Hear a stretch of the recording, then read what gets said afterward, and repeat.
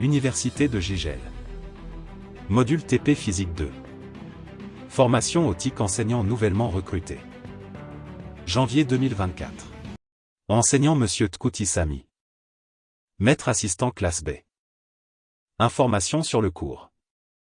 Faculté, Sciences et de la technologie. Département des enseignements fondamentaux dans le domaine des sciences et technologies. Public cible, première année licence.st. Module, TP Physique 2. Crédit, 2. Coefficient, 1. Durée, 24 semaines. Laboratoire, 1. Contact, par email au sami.tkouti@univ-gigel.dz. Disponibilité, téléphone, 06 66 91 42 08. Présentation de TP Physique 2. Les TP à traiter concernent la loi d'Ohm en continu et en alternatif, les lois de Kirchhoff et le théorème de Thevenin. À l'issue de ces TP, l'étudiant sera capable de savoir réaliser un circuit électrique à partir d'un schéma. Connaître les caractéristiques et l'utilisation du matériel couramment utilisé dans les montages électriques. Faire une comparaison entre les résultats théoriques et expérimentaux. George Ohm. Thevenin. Kirchhoff. Objectif. L'objectif de ces travaux pratiques est connaître les caractéristiques et l'utilisation des matériels couramment utilisés dans les montages électriques résistance, condensateur, générateur basse fréquence GBF, ampèremètre, voltmètre. Oscilloscope. Effectuer et exploiter une mesure avec les appareils analogiques et numériques. Savoir effectuer des calculs. À la fin de ce TP, l'étudiant capable d'installer différents circuits électriques spécifiques, de prendre des mesures et de rechercher des défauts. Le but des travaux pratiques de physique. Le but des travaux pratiques de physique est d'acquérir une connaissance de base des propriétés générales de la matière. En effet, les lois de la physique servent souvent de fondement aux autres sciences. Nous discernons 3 raisons aux travaux pratiques. Illustrer et compléter le cours de physique. Acquérir une certaine pratique expérimentale. Et apprendre à représenter et interpréter les résultats obtenus. Et enfin en tirer des conclusions. La carte conceptuelle.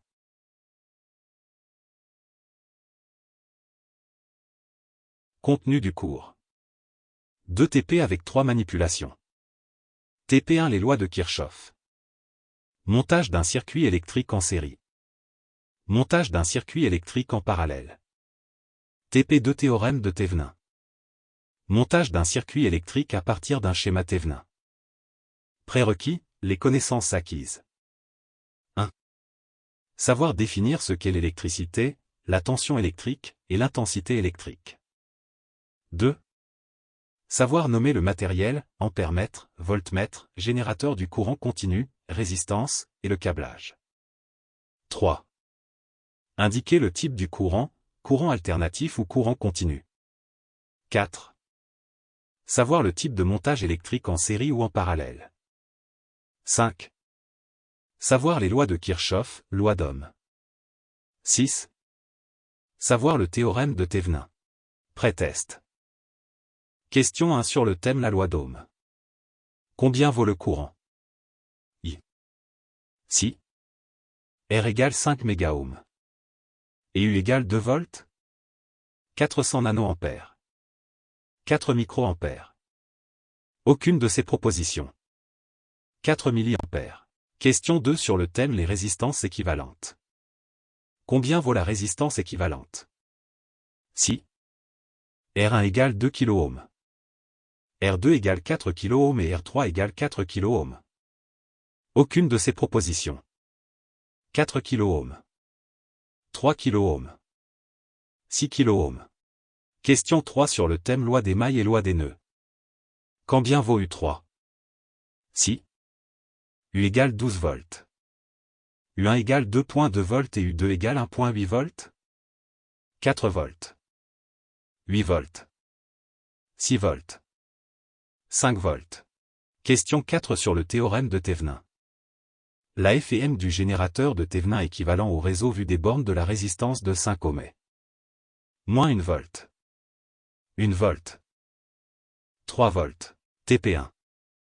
Les lois de Kirchhoff. Les deux lois de Kirchhoff simplifient l'analyse des circuits électriques complexes. La première loi de Kirchhoff stipule que la somme algébrique des courants qui entrent et qui sortent d'un nœud est nulle. Autrement dit, la somme des courants qui entrent dans un nœud est égale à la somme des courants qui sortent du nœud. La deuxième loi de Kirchhoff affirme que la somme des différences de potentiel dans une boucle fermée est nulle. Objectif TP1. Réaliser le montage d'un circuit en série. Mesurer les tensions aux bornes de chaque résistance. Calculer les tensions aux bornes de chaque résistance. Réaliser le montage d'un circuit en parallèle. Mesurer les courants traversant chaque résistance. Calculer l'intensité électrique de chaque conducteur. Rappel théorique. Définition les lois de Kirchhoff.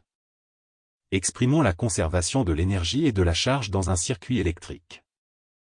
Dans un circuit complexe, il est possible de calculer les différences de potentiel aux bornes de chaque résistance et l'intensité du courant continu dans chaque branche de circuit en appliquant les deux lois de Kirchhoff. La loi des nœuds et la loi des mailles. Définition la loi des mailles. Quel que soit le nœud à partir duquel on parcourt une maille, la somme algébrique des tensions le long de la maille est toujours égale à 0 si on revient au nœud de départ.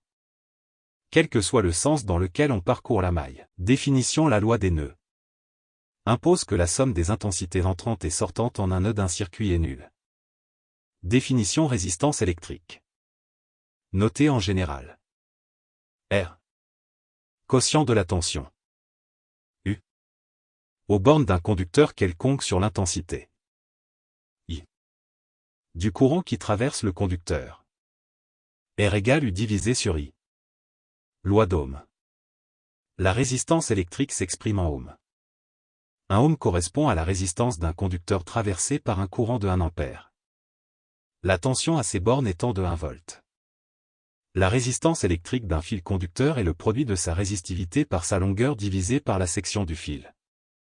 La résistivité dépend de la température. La résistance équivalente à un ensemble de résistances mises en série est la somme des résistances. Si les résistances R1, R2, Rn sont mises en parallèle, la résistance équivalente est telle que 1 sur la résistance équivalente égale 1 sur R1 plus 1 sur R2 jusqu'à 1 sur Rn. R égale U sur I. Manipulation. 1 ampère-mètre. 1 voltmètre. Un générateur du courant continu. Des résistances électriques. Câblage. L'apprentissage pratique. Réaliser le montage de la figure 1 et 2. R1 égale 700 ohms, R2 égale 1,5 kΩ, R3 égale 1,2 kΩ, R4 égale 180 ohms. Mesurer les tensions aux bornes de chaque résistance figure 1. Mesurer les courants traversant chaque résistance figure 2. Consigner les valeurs dans un tableau, I, I2, I3 figure 2. V1, V2, V3 et V4 figure 1. Test fin TP1. Quelques questions. Quel est le symbole d'une résistance? 1 kΩ est égal à 0,0001 ohm. 100 ohms. 1000 ohms. Conclusion TP1. La résistance équivalente en série est égale à la somme de toutes les résistances. La résistance équivalente en parallèle est la somme des inverses de toutes les résistances. L'inverse de la résistance équivalente en parallèle est égale à la somme des inverses de toutes les résistances. Dans un circuit monté en parallèle, la tension totale est égale à la tension de chaque ligne du circuit monté en parallèle. Dans un circuit en série, où les récepteurs sont reliés à un générateur, la somme des tensions de tous les récepteurs est égale à la tension du générateur. Merci de votre attention.